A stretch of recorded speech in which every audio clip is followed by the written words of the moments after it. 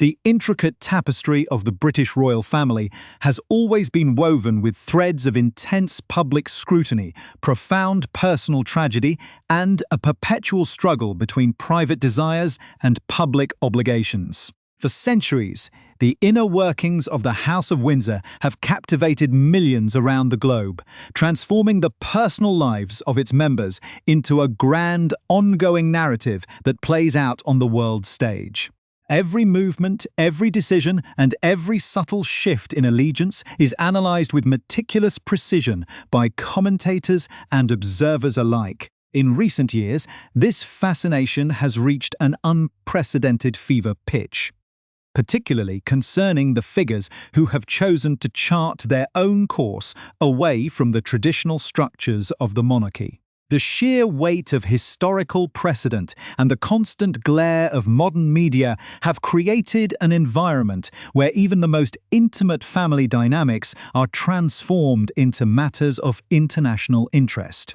This continuous spotlight has not only illuminated the grandeur of the institution, but has also laid bare the deep-seated vulnerabilities and emotional complexities of those born or married into it. As the seasons change, so too do the chapters of this modern epic, keeping the global audience in a state of constant anticipation regarding what the next turn of events might bring for this deeply divided yet permanently interconnected family.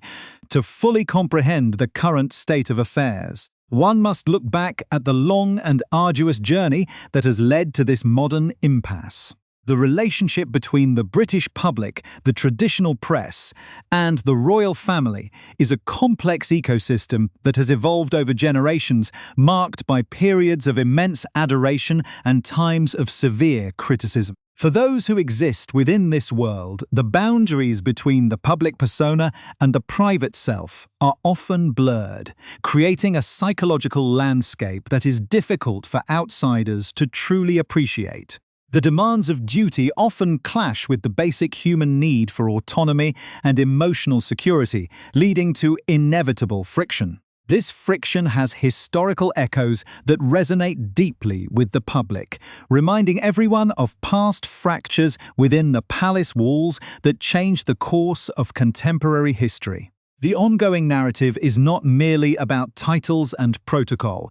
It is a profoundly human story about belonging, identity, and the high price of a global legacy. As observers across the world watch every development with bated breath, the underlying tension continues to build, signaling that a significant shift is always just beneath the surface of the official announcements and carefully worded press statements. Amidst this atmosphere of heightened expectation and lingering unresolved conflicts, whispers of a dramatic development have begun to circulate through the corridors of media and society. The anticipation surrounding the potential movements of the family across the Atlantic has grown exponentially, fueled by a collective desire to see whether time and distance have softened old grievances, or if the divisions have grown too wide to bridge. Every minor detail, from travel arrangements to security protocols, becomes a subject of intense debate, highlighting the extraordinary stakes involved in even a simple journey. This continuous speculation underscores the unique position held by those who have stepped away from the traditional roles of working royals, but remain inextricably linked to the crown by blood and history. The global audience remains captivated by the possibility of a reunion, or at least a temporary truce, that could signal a new direction for the family. If you find this deep dive into the complex world of modern heritage and global media fascinating, please consider subscribing to the channel to stay updated on all future developments as this narrative continues to unfold in real time. The narrative took a particularly compelling turn when reports emerged regarding a total reversal of previous decisions that had seemingly set the family's schedule in stone. For weeks, the prevailing understanding among royal commentators and the public was that a significant cross-continental trip had been entirely abandoned due to insurmountable logistical and protective hurdles. This initial cancellation had been viewed by many as a definitive sign of the deepening estrangement, a physical manifestation of the barriers that now exist between the family in California and the institution in London.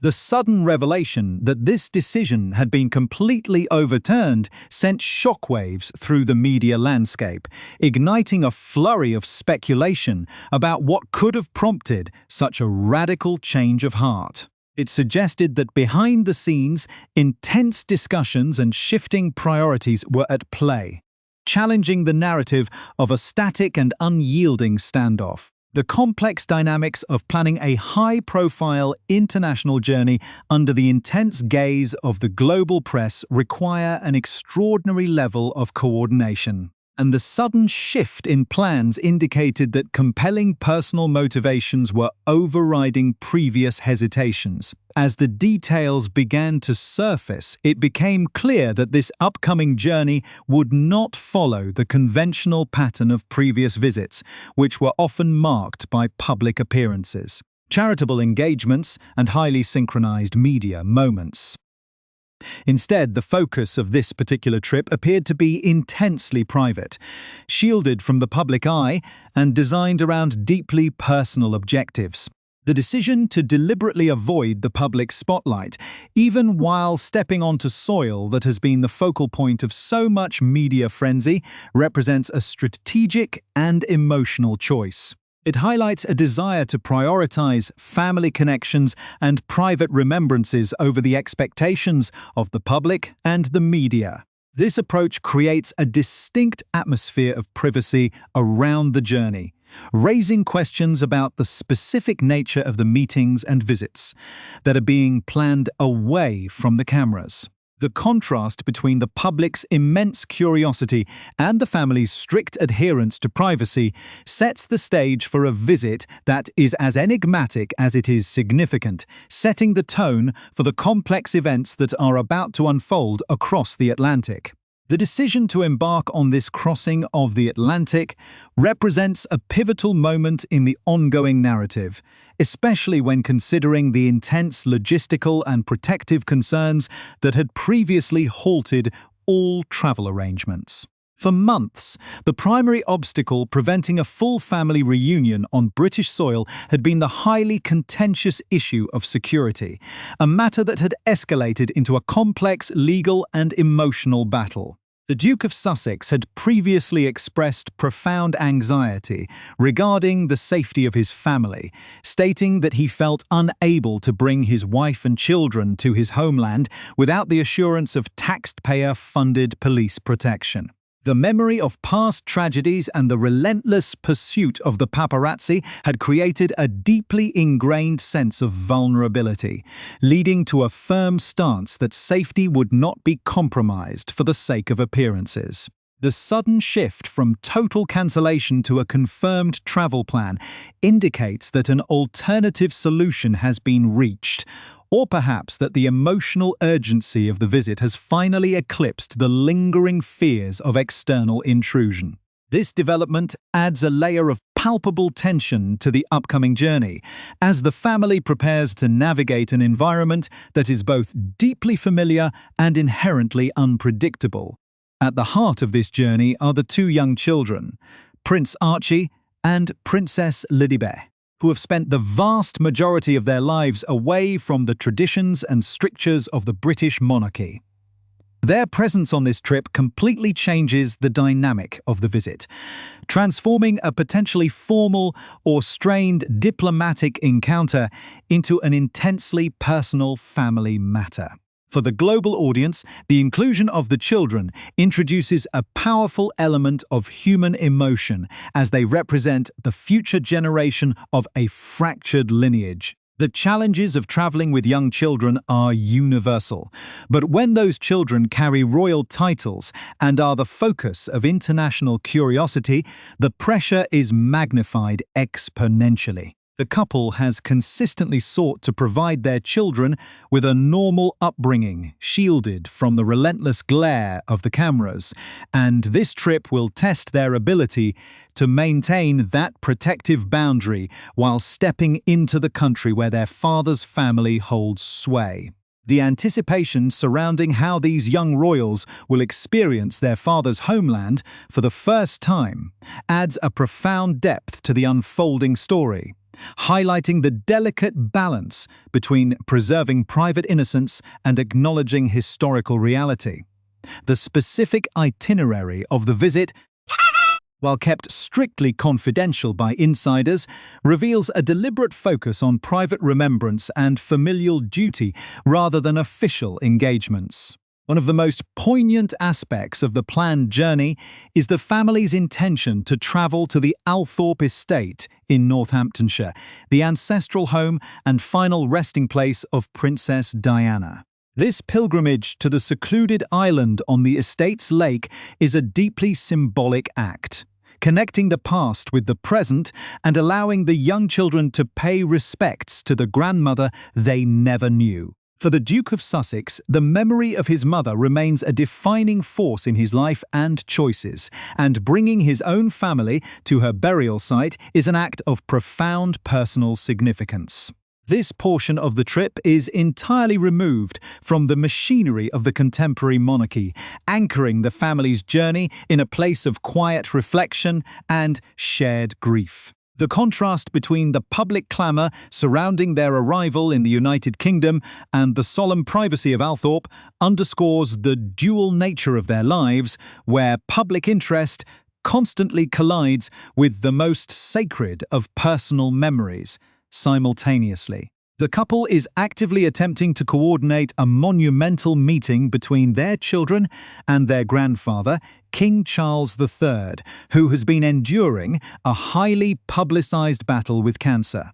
The health crisis facing the monarch has cast a long shadow over the institution, adding a sense of profound urgency to any potential family reconciliation. The relationship between the father and his younger son has been marked by significant distance and public disclosures, yet the shared vulnerability of illness often has a way of resetting priorities and softening long-held grievances. According to close sources, the possibility of this meeting became significantly more viable upon the confirmation that the Duchess of Sussex would also be making the journey. The presence of the entire family of four is seen as a crucial step in creating an environment conducive to a meaningful interaction, suggesting that a unified front is essential for bridging the gap that has grown over recent years. The logistics of arranging such a visit within the King's demanding medical schedule and the family's strict security parameters create a high-stakes scenario where nothing is guaranteed until the moment it occurs. The backdrop to this delicate planning is further complicated by recent administrative and legal decisions that have played out in the public eye. Just prior to the finalization of these travel plans, the Duke of Sussex experienced a significant setback in the British legal system, losing a major lawsuit against a prominent media publisher over allegations of unlawful information gathering. This legal defeat served as a harsh reminder of the hostile environment the couple feels they face within the British media landscape, potentially intensifying their determination to maintain an absolute blackout regarding their public movements during the trip. The intersection of this legal disappointment with the sudden implementation of their travel plans highlights the complex, multi-front challenges the family faces whenever they interact with the United Kingdom. It reveals a pattern of resilience where personal family goals are pursued despite ongoing public and legal adversarial conditions, setting a tone of quiet determination as the date of their arrival draws closer. Furthermore, the shifting dynamics within the royal households have added layers of administrative friction to the entire endeavour. Reports had previously circulated regarding an invitation from the king for his son to stay at Buckingham Palace during a prior solo visit, an offer that was subsequently rescinded due to scheduling conflicts and logistical complications, leaving the Duke to find alternative accommodations. This sequence of events illustrated the bureaucratic and emotional hurdles that modern interactions between the self-exiled royals and the institutional core must overcome. The fact that the family is now returning together suggests that these past logistical slights have been set aside in favor of a larger, more critical objective. The tension between the formal protocols of the palace and the spontaneous emotional needs of a family dealing with illness creates a compelling narrative arc, where every minor accommodation or refusal is interpreted as a sign of either reconciliation or further alienation, keeping the global audience entirely transfixed on the outcome of this private expedition. The culmination of these intricate cross-continental movements brings into sharp focus the profound significance of this private family journey, occurring against the backdrop of one of the most tumultuous periods in contemporary royal history. The return of the family to British soil, even while completely avoiding the public eye, signals a deep-seated recognition that family ties remain unbreakable despite years of profound estrangement and public recrimination. To understand the emotional landscape of this arrival, one must look closely at the central figures who are driving this narrative forward. The Duke of Sussex, having recently spent time in London for a documentary premiere and preparatory events for the upcoming International Athletic Games, has been operating in a state of heightened emotional intensity. His recent legal disappointment in the British courts over privacy violations and the continuous navigation of his complex heritage have created an environment of immense pressure. Yet, his primary focus has clearly shifted toward ensuring that his children, Prince Archie and Princess Lilibet, are able to establish a tangible connection with their grandfather during a time of immense vulnerability for the reigning monarch. The central figure whose presence has fundamentally altered the feasibility of this visit is the Duchess of Sussex, whose journey back to the United Kingdom represents her first return in a considerable period. Her decision to step into an environment that has been a source of immense personal difficulty underscores the gravity of the family's current situation. Born and raised in California, her transition from a successful career in American television to the highest echelons of British royalty was a modern phenomenon that captured global imagination before culminating in a historic departure from official duties. Her choices since that departure have been focused on building an independent life centered on philanthropic endeavors, multimedia production, and creating a stable, protective environment for her young children. By choosing to accompany her husband on this specific trip, she has demonstrated a willingness to prioritize the broader emotional needs of the family ecosystem, particularly the desire for the young children to know their heritage and their paternal grandfather. Her presence serves as a crucial bridge, transforming a tense standoff into a possibility for quiet reconciliation away from the cameras. The historical weight of this moment is further magnified by the specific locations chosen for this private pilgrimage, most notably the Althorp Estate. This historic estate, which has been the home of the Spencer family for centuries, stands as a monument to a different aspect of British history, deeply intertwined with the life and legacy of Princess Diana. By bringing Prince Archie and Princess Lilibet to this sacred, secluded sanctuary, the parents are deliberately anchoring the children's understanding of their family identity in the memory of their late grandmother. This act of quiet devotion removes the children from the contemporary controversies of the monarchy and places them in a space of pure familial remembrance.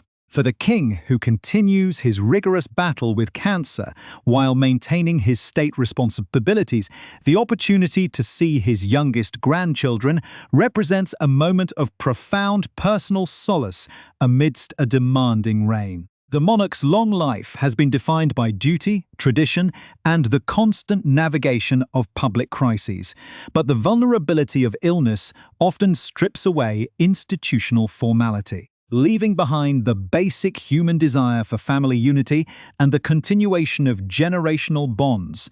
This journey also takes place within the context of a rapidly evolving royal landscape, where the traditional structures of the monarchy are being tested by modern realities.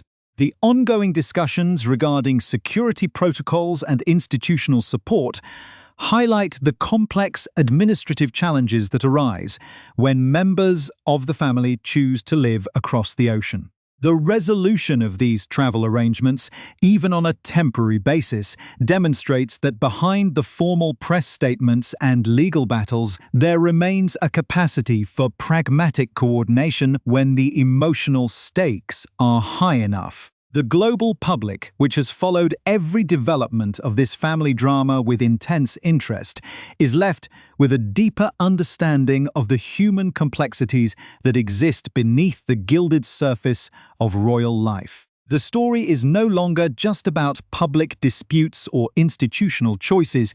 It has transitioned into a narrative about a family navigating the universal experiences of aging parents, growing children, and the collective desire to find peace and connection amidst a chaotic world. As the family of four prepares to conclude this intensely private chapter of their lives and return to their home in California, the broader implications of their journey will continue to resonate across the cultural and media landscape.